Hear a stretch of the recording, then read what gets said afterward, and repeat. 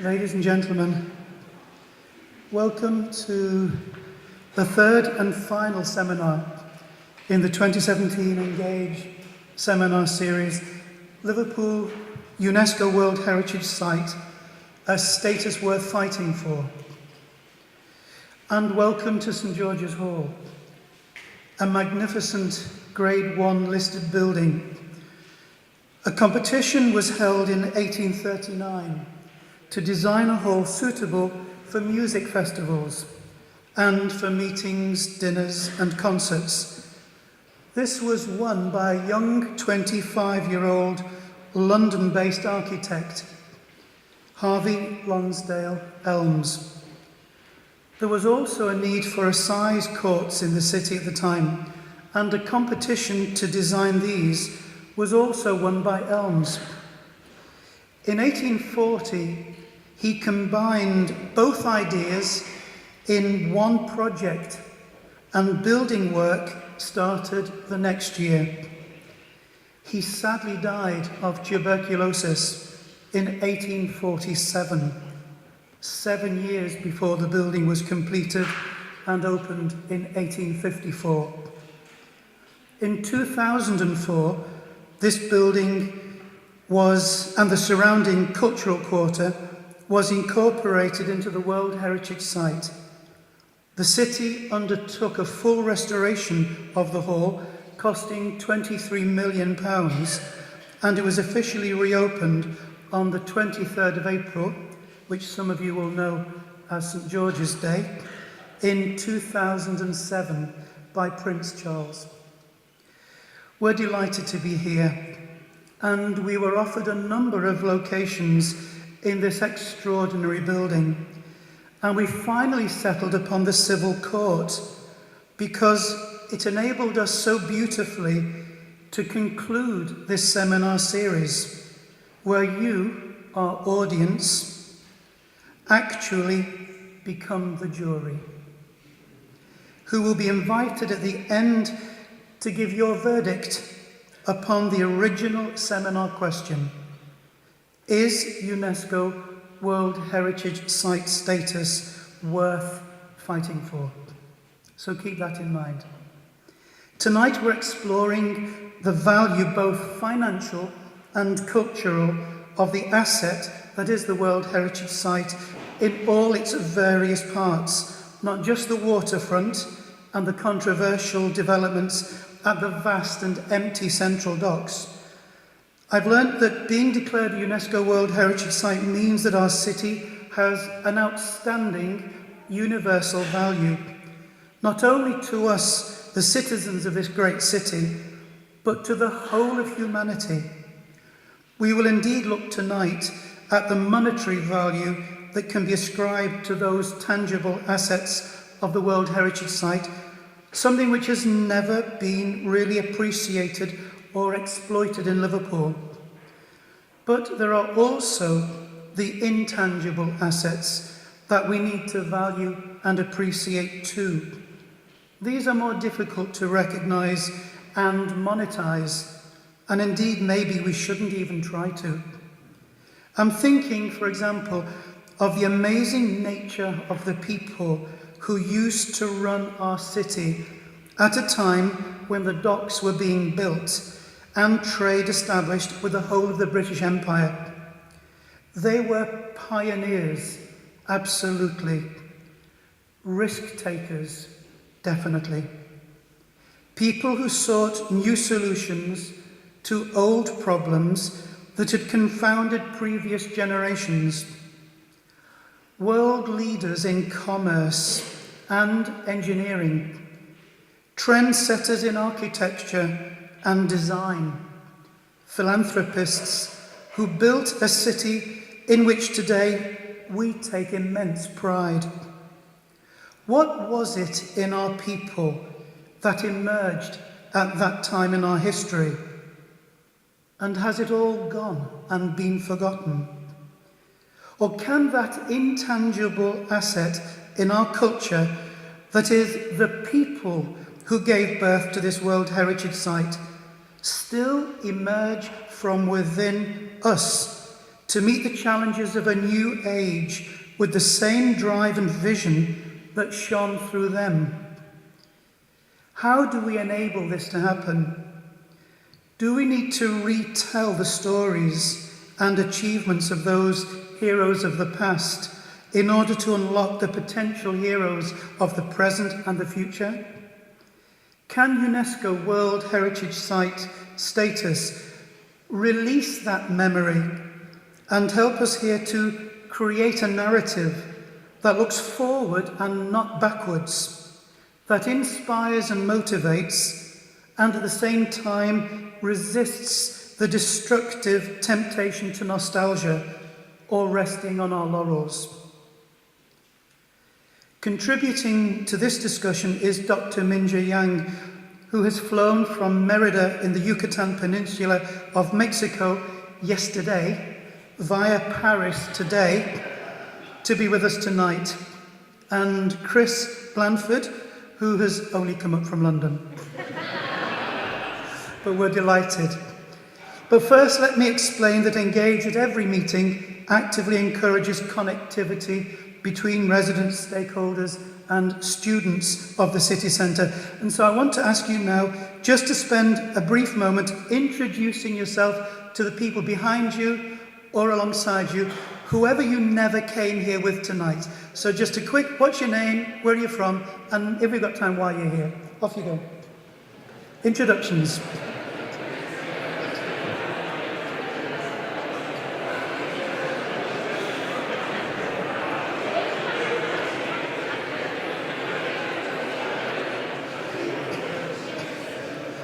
Thank you very much. It's lovely when that happens. It's a great buzz, and it's nice to think that one of the things we think when you come to a talk with Engage or an event, at least you go away having met somebody and having spoken.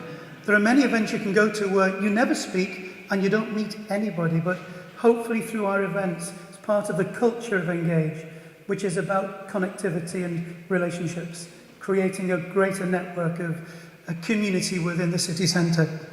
So we're going to introduce our speakers in a moment, and then following their presentations, you'll be given a few moments to share first impressions and reactions with those around you, just as you've done now.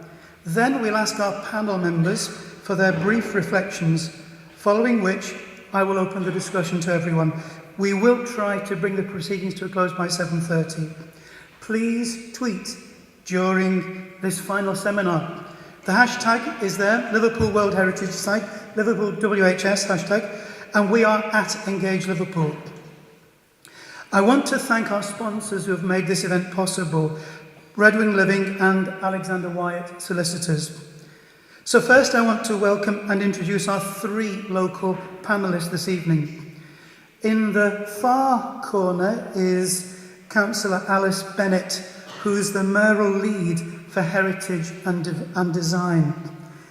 In the middle is Professor Lynn Foxhall, head of the School of Histories, Languages and Cultures, and the Rathbone Professor of Ancient History and Classical Archaeology at the University of Liverpool. And Pat Power, who's also flown in from Dublin, who is the Director of Harcourt Developments, the company that is developing the Titanic Hotel and the tobacco warehouse at Stanley Dock, and also helping to master plan the 10 streets. So we're delighted to have our three panellists here tonight from the city.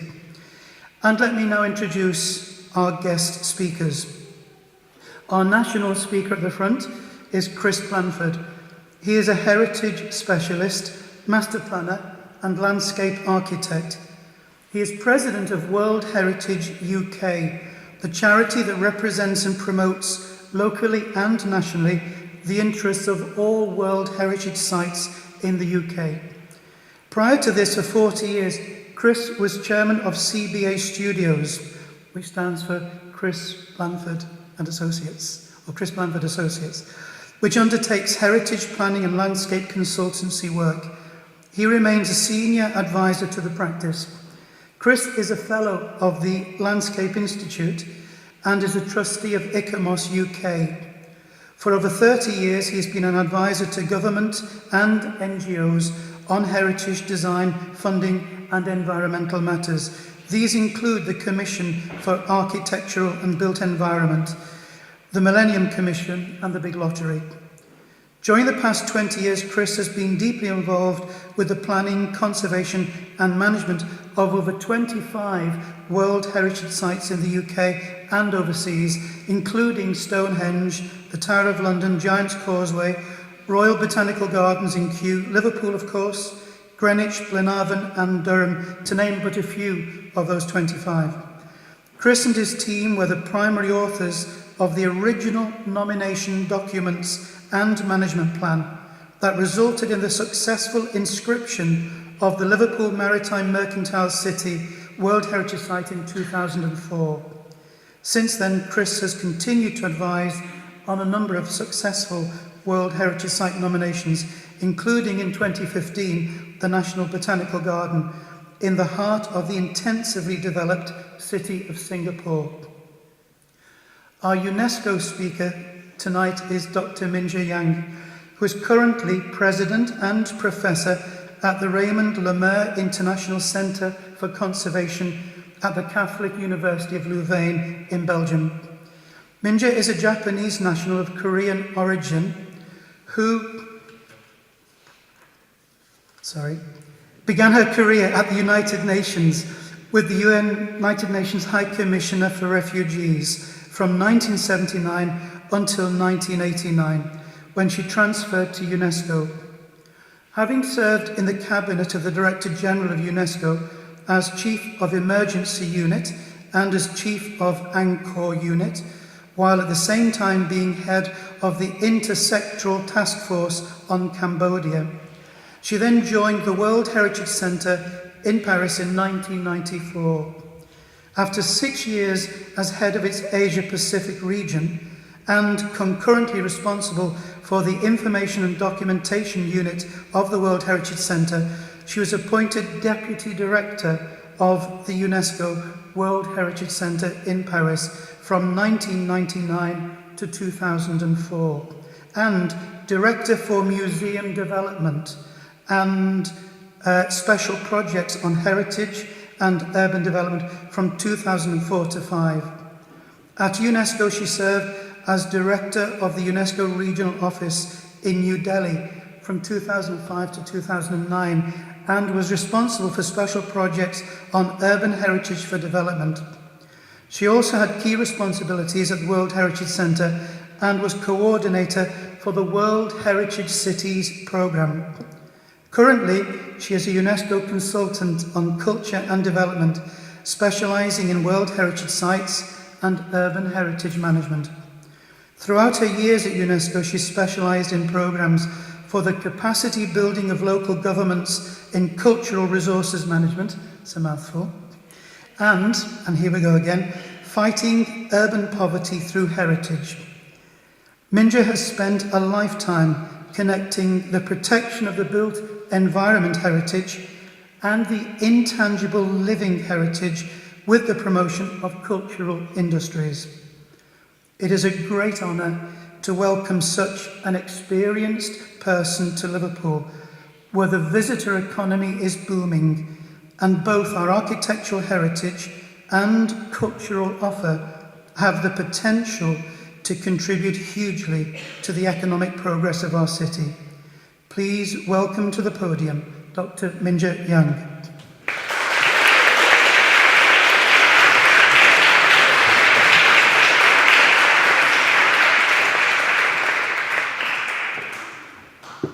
Thank you, Chris, for the introduction, and good evening. It's really a pleasure for me to be here. It's the first time I come to Liverpool, and I am even more grateful for this invitation, Chris, because I've just ran into an old friend, Peter, the figurator. We haven't met for 20 years, no? At least. We used to borrow him from Chester and later from English Heritage, because as you know, UNESCO has no funding, so we have to borrow competent people from around the world to come and help us in different countries.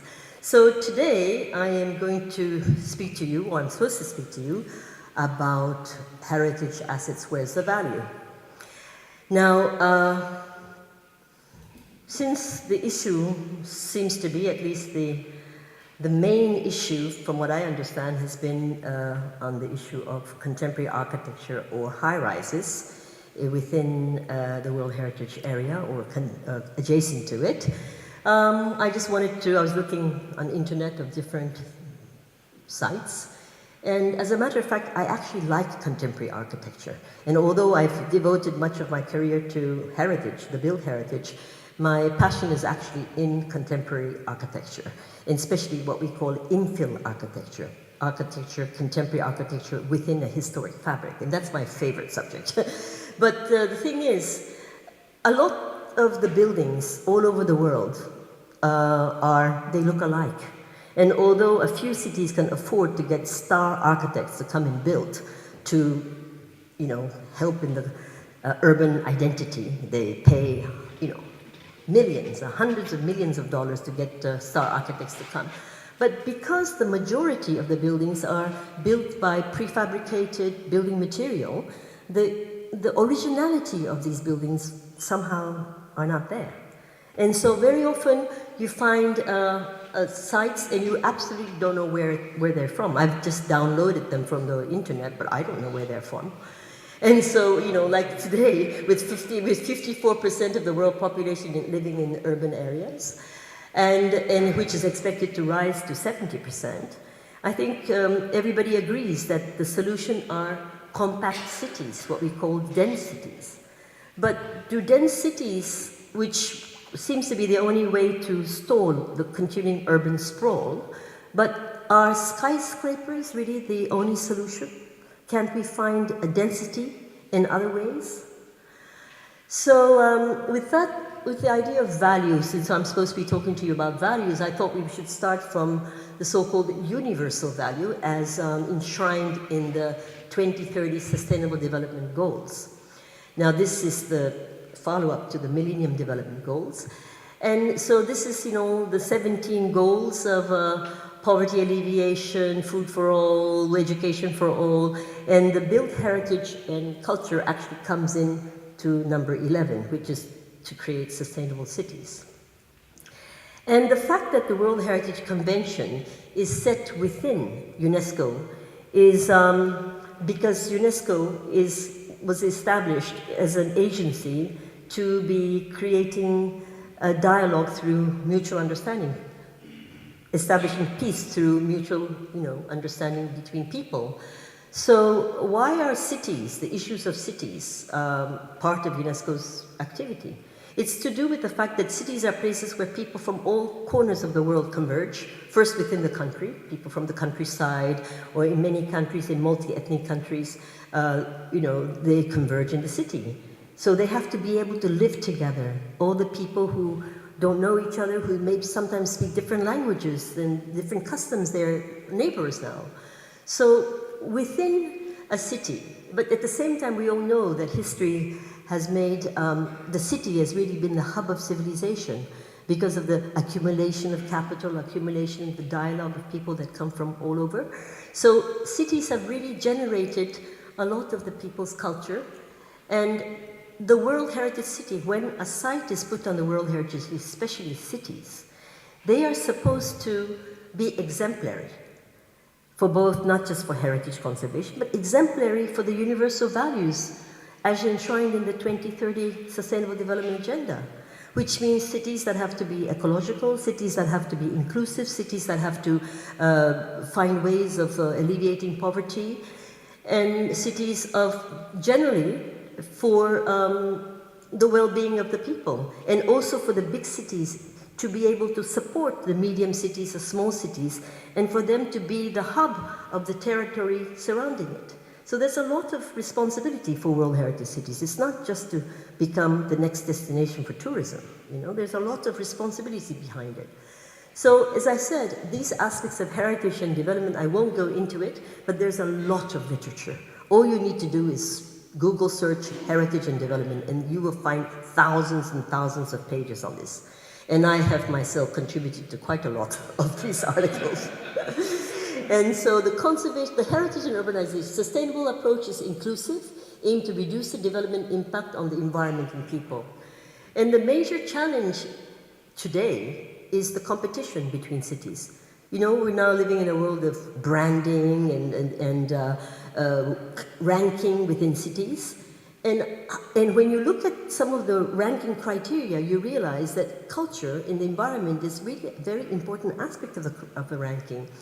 But the heritage challenge is that how do you deal with limited space to meet all the needs? I was born and raised in Japan, and as Chris said, my father is Korean, but you know, both Korea and Japan are countries with very limited arable land. In Japan, 80% is, people don't live in 80% of the land, is already very small. So obviously they have to keep rebuilding. So how do you rebuild and conserve at the same time? And so we often say that even a World Heritage Site has a responsibility to also be ecological. We cannot say that just because we're a World Heritage Site that we don't care about these development issues. So here I just want to quickly tell you that, point this out, because there's something called the Cultural 21, Agenda 21 for Culture. And Agenda 21 was actually the local authorities' take on environment. But since 2004, there's been this term Agenda 21 for Culture. And we say that culture is the fourth pillar of sustainable development. Culture not just in terms of the built heritage, but culture in terms of the way of life, the way UNESCO defines culture. And how can you talk about education for all or poverty alleviation without really thinking about how people tick? And how people tick is basically based on your culture.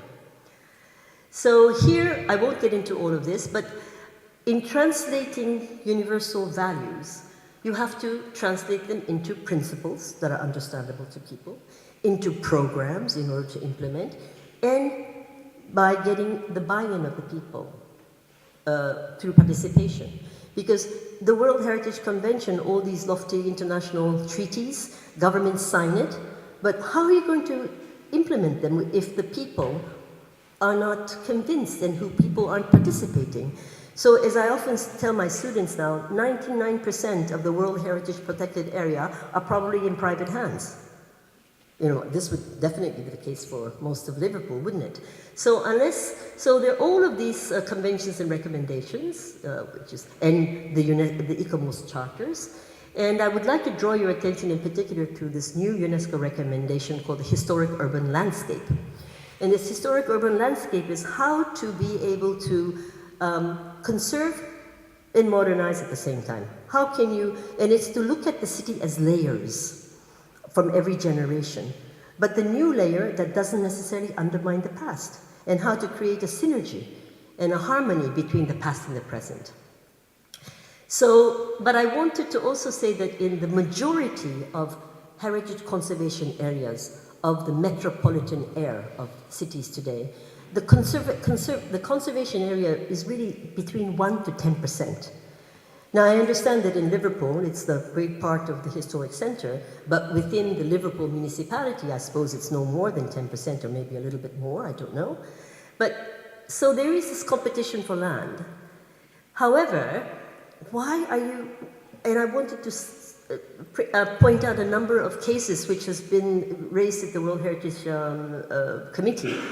The case in point is the first case that I was personally involved in was the palaces and the parks of Potsdam, Sanssouci in Berlin. And this was a big station building that was, that was planned with high rises. And because of UNESCO's intervention, it had to be downsized. But by the time we intervened, the foundation was already built. So there was not, it's not great architecture what happened as a result. But at least now you don't find towers sticking out behind the fabulous monuments. And this is a case of the World Heritage Site of Cologne Cathedral. Now this was not an urban area that was inscribed, but a single monument. However, because of the buildings around it, in the vista, in terms of visibility, we wanted to avoid having high-rises coming right behind the flesh of the cathedral. Now this was a building that was subsequently built, and this is just a lift shaft in the middle. So again, there was a visibility impact study, which then led to a new urban plan of this area. So, I mean, UNESCO is not there to say we're opposed to high-rises or opposed to skyscrapers. We're just saying, please think about where you put them so that it doesn't conflict with the historic townscape, the streetscape that is actually the signature value of your city. So this was a case in this historic center of St. Petersburg, where the Gazprom Tower project, which was actually designed by a friend of mine, Dominique Perrault, but in spite of that, I actually liked that building in terms of the silhouette, but it's not exactly ecological, you know, but also it completely clashed with the view of the Hermitage. So this was a decision of the World Heritage Committee in 2007, urging the state party to provide a detailed report of this project, and also which led to a review of the urban planning and the regulations. So again, the Historic Center of Vienna. What was planned with the high-rises there was actually outside the protected area. It was outside even outside the buffer zone, if I remember correctly, but the view would obstruct. So there was a big debate at the time saying that, look, we had the Historic Center of Vienna put on the World Heritage, but not the skyline. You know, we didn't inscribe on the World Heritage list the skyline, you know. So this led to a very legitimate debate, which was actually quite an interesting debate. And so what happened was that after a long debate and years of discussion, it was downsized. But it's still contemporary, you know, architecture. So it's not like UNESCO is promoting sort of a fake heritage in the surrounding area. We are definitely not in favor of a pastiche. So we just feel that the historic area should somehow also not undermine the historic value of the site. And these are just some things that offloaded from the internet. As if you just type in empty skyscrapers, you'll come across a lot of empty skyscrapers. And if you type in empty shopping malls, you'll also find a lot of them, because often what happens is they always want to build these new buildings, but what happens is that the pie is not getting bigger. They're in fact taking away commerce from other shopping malls to come into the newer shopping malls. And if these high-rises are built, then the old high-rises get vacated. So, in fact, in some cases, the pie increases, but in many cases, the pie doesn't increase, you know? It's just taking one business from another. So, here I wanted to talk to you about values and value. And again, there's an abundance of theoretical literature on this economic value, the non-economic value, the use value, the non-use value. There's a lot of literature on this. But we could talk about aesthetical value, experiential value, existence value, knowledge value, use value, etc. And the historic value, well, you know, in the case of Liverpool, of course, some of the architecture is absolutely fabulous. I mean, just took a 5-minute glance at it too. It's the first time I come to Liverpool, I must confess. But it is true that it really evokes, the place just makes you understand how it was really the main port during this incredible British Empire, right? I mean, the British Empire, everybody knows about the British Empire.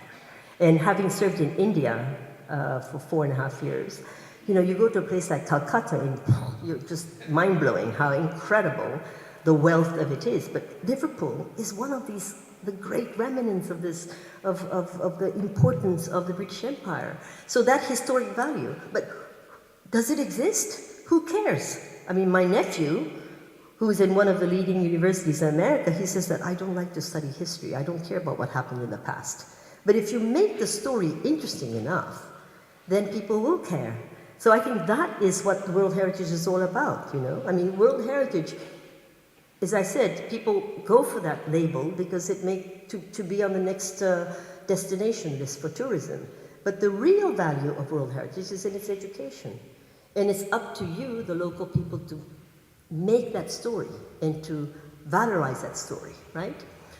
So but at the same time, we have also noted that every time there is a site on the World Heritage List, the tourism rate goes up. Sometimes it's even gone up in certain cases to 300% in 1 year. Can you imagine?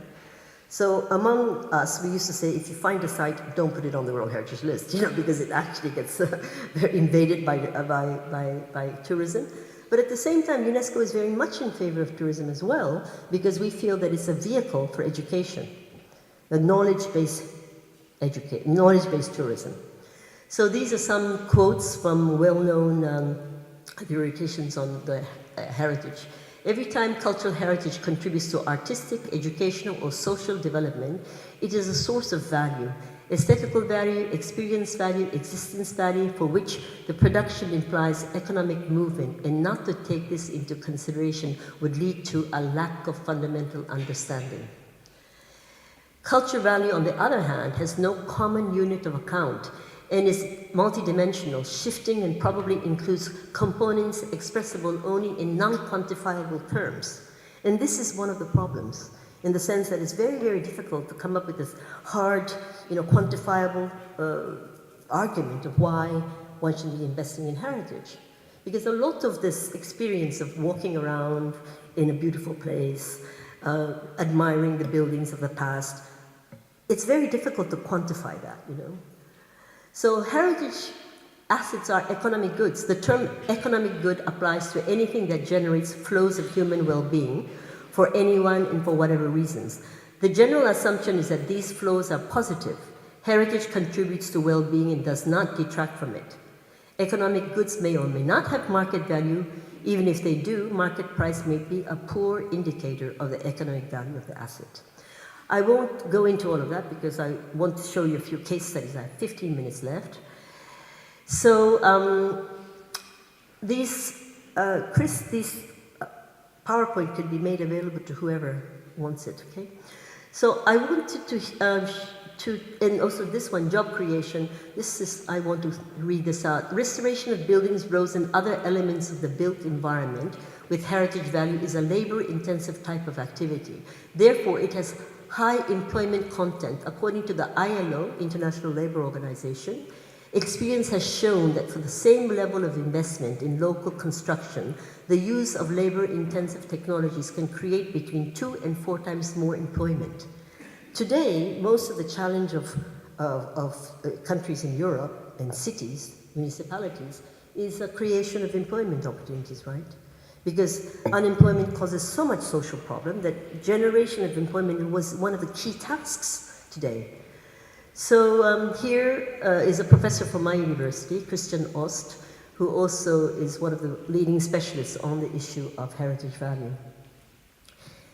And now we use the term cultural capital in many ways, but I won't go into it in details here. So tourism, of course, is one of the largest, fastest growing economic sector. But there's tourism in tourism, and a place like Liverpool is not necessary to attract mass tourism. There's different forms of tourism, and I think knowledge-based tourism, recounting the historic value of the place, is one of the huge potentials that your city has. And I mean, people from my generation, we all grew up in the Beatles generation, and who hasn't heard of Liverpool? Everybody has heard of Liverpool, Even people who don't know anything about the history of the British Empire have heard of Liverpool. Now, Article 5, I want you to read this text, because this is perhaps the key article at the World Heritage, in the World Heritage Convention. The Article 5 of the World Heritage Convention notes that to ensure that effective and active measures are taken for the protection, conservation, and presentation of the cultural and natural heritage situated on its territory, each state party to this convention shall endeavor, insofar as possible and as appropriate for each country, to adopt a general policy which aims to give the cultural and natural heritage a function in the life of the community, and to integrate the protection of that heritage into comprehensive planning programs. And this means that conservation becomes part of your development process. Conservation of heritage is part of your development agenda. So I have a few examples. I know that every country has a different legal base, different ways to approach heritage, and different economic base. But in the case of France, there is in fact, a national law that was recently changed, which merges the built heritage, intangible heritage, and cultural industries under one law, which was quite a revolution in the French context, you know, when you think that built heritage has taken up so much interest and attention. But the national government is therefore responsible for nationally listed buildings, but all the surrounding area are under the authority of the local authority. And so the central government sends its official to the regional government. In the regional, the departmental government, they rove around in an area to help the local authorities. But since heritage protection is integrated into the local master plan, the local urban plan, which is under the local government, the role of the day-to-day management of heritage passes on to the local authorities. It's only when there is a problem that the central government authority actually jumps in. But there is architect, what they call an architecte de bâtiment de France, the architect of the French buildings, national buildings, that have to give a green light to major construction areas within the protected area or within 500 meters from a listed building. Now, this case is a case of a very successful case in which Lyon, it was probably one of the first cases in which the city decided to spend a huge amount of money to advertise its World Heritage status. So there were huge banners all over Paris saying Lyon has been put on the World Heritage, etc. So there was this huge, I think if I remember correctly, 150 hectares of land south of the World Heritage protected area at the confluence of the river. And they decided to build a dense, compact city, but low-rise, in order not to destroy the landscape of the historic area. Now, I'm going to delve a bit of length about the case of Strasbourg, because I've been involved in this case for the last 10 years.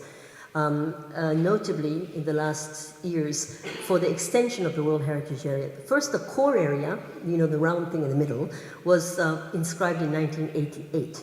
Mainly from the medieval to the 18th century.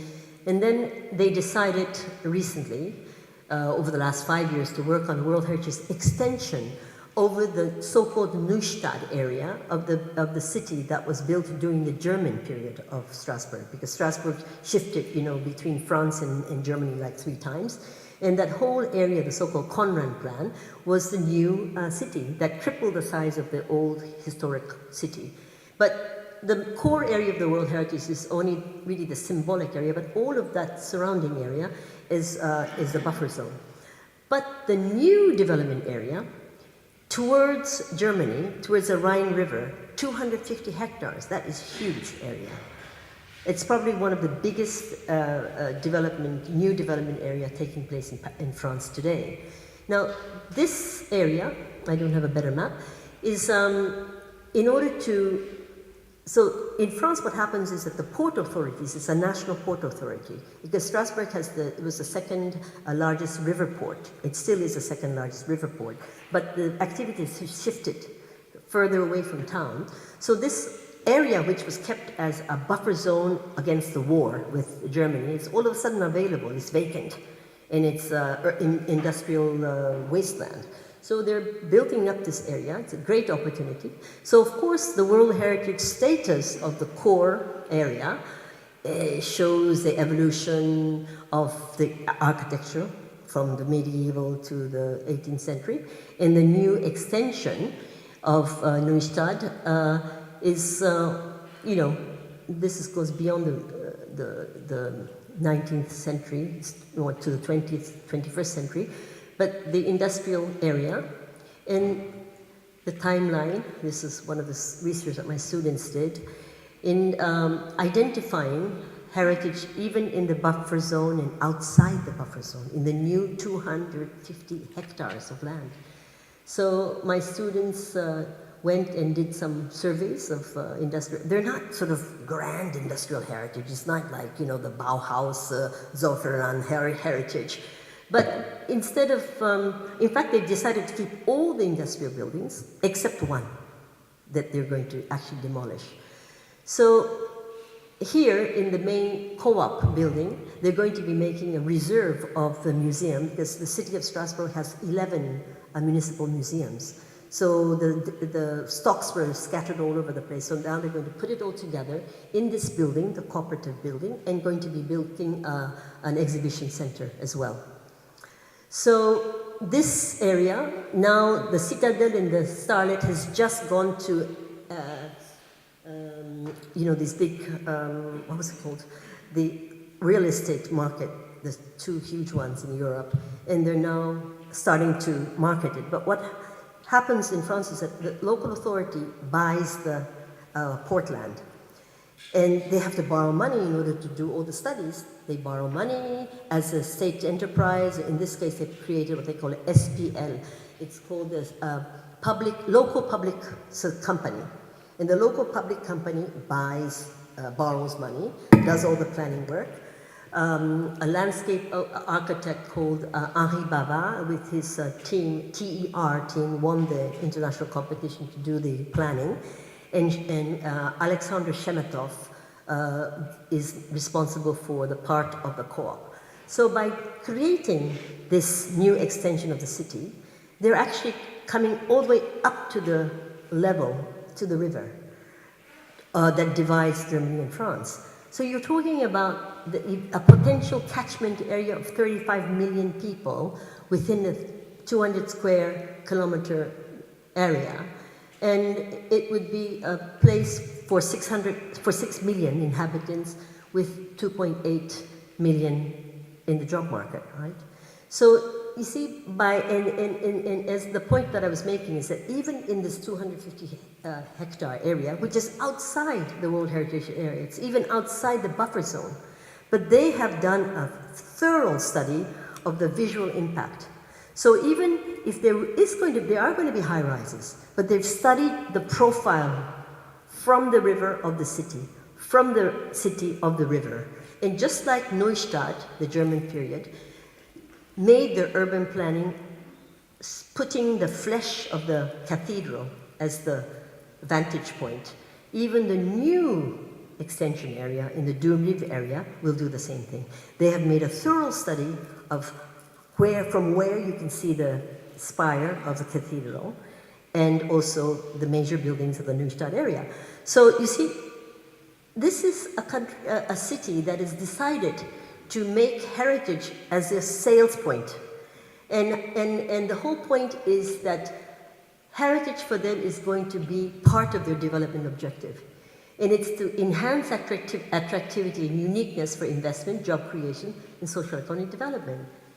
And they have decided to valorize riverbank and the waterways, just as the core historic center and the Neustadt. They all, even from the very beginning, even from the Roman times, it's the river that generated the urban development. So they've decided to continue doing this in this new area and to promote the global vision of the entire area in a unitary space. So this is I won't go into the case of Liverpool because you know it better than I will ever know. But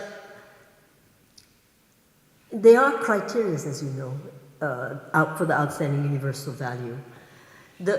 As a major center, generate from innovation technology, as Chris mentioned, and the method of the dock construction, and Liverpool as an outstanding example of a global mercantile port city which represents the early development of global trading and cultural connection throughout the British Empire. I mean, this is not a nothing story. I mean, when you look at all the different World Heritage sites and all the different World Heritage cities and its outstanding value, how many cities have that kind of an outstanding universal value? Not many. How many British empires have existed in the world history? Not very many, right? So, okay, so let's say that again, I wanted to show this simply to know that such things as authenticity, the criteria and the judgment of authenticity exists, and protection and management requirements. There is a management plan that I understand has recently been revised. So the state party are obliged, they are bound by an international treaty to maintain the outstanding universal value. So if Liverpool decides to choose another path of development, there are consequences. You may build yet another modern city, but it won't be World Heritage anymore, because the outstanding universal value for which it was considered to be a World Heritage will no longer exist. But what I don't understand is that just by having a quick look today and seeing the available land around it, why do you have to build your stadium and the high-rises there in that particular location? You know, the hotel I'm staying in is so wonderful, and I keep thinking that my father's a property developer, I was saying that, so my first instinct when I see a place like that is saying, wow, you know, this could be a great place for development. But part of, I think, the value is precisely to take advantage of what you have. So I want you to reflect a bit on that last paragraph from the Universal Declaration of Cultural Diversity. Thank you very much.